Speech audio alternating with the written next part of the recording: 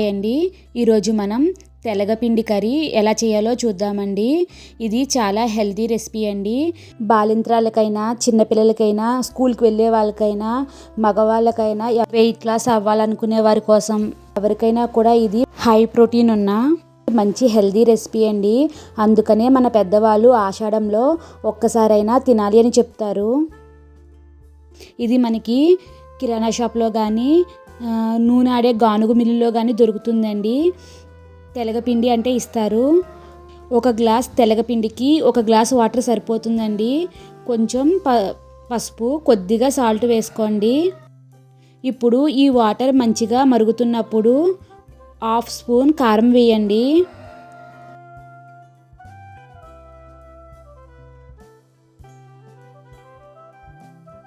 ఒక గుప్పెడు మునగాకు వేయండి.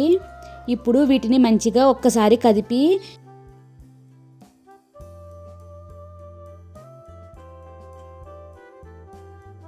తర్వాత ఒక గ్లాస్ తెలగపిండి వేసి మంచిగా కలుపుకోండి. తెలగపిండి వాటర్ని పీల్చేసుకోగానే గ్యాస్ ఆఫ్ చేసేయండి. ఆ తర్వాత ఇలా మంచిగా కలుపుకోవాలి. తర్వాత ఈ పిండి పైన మూత పెట్టి కొద్దిసేపు వదిలేయండి. ఈలోపు పిండి చల్లారుతుంది.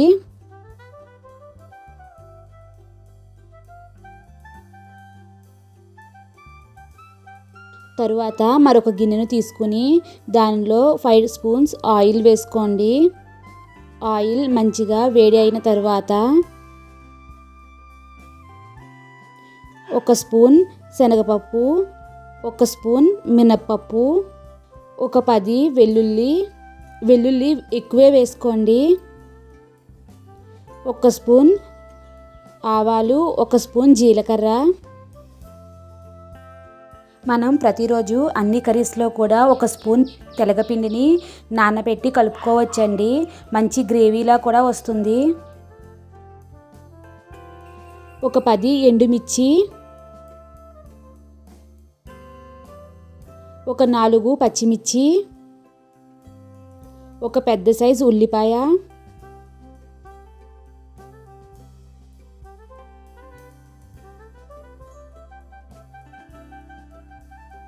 ఒక 4 కరివేపాకు వేసి ఈ పోపు మొత్తం మంచిగా ఫ్రై చేసుకోవాలండి.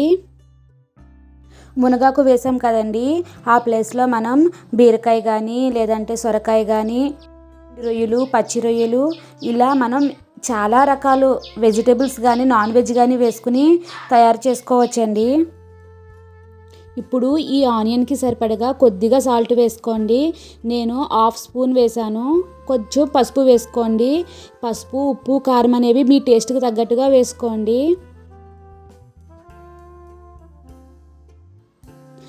ఇది మంచిగా ఫ్రై అయిన తర్వాత ముందుగా మనం తయారు చేసుకున్న తెలగపిండిని వేసి ఒక్కసారి కలుపుకోవాలండి. ఇలా మంచిగా కలిపిన తర్వాత మూత పెట్టి వదిలేస్తే మనకి కావాల్సిన తెలగపిండి కర్రీ రెడీ అండి. నా వీడియోస్ కనుక మీకు నచ్చితే లైక్ చేయండి, షేర్ చేయండి, సబ్స్క్రైబ్ చేయండి. వీడియో ఎలా ఉందన్నది మీ కామెంట్ ద్వారా తెలియజేయండి. Thank you so much for watching this video.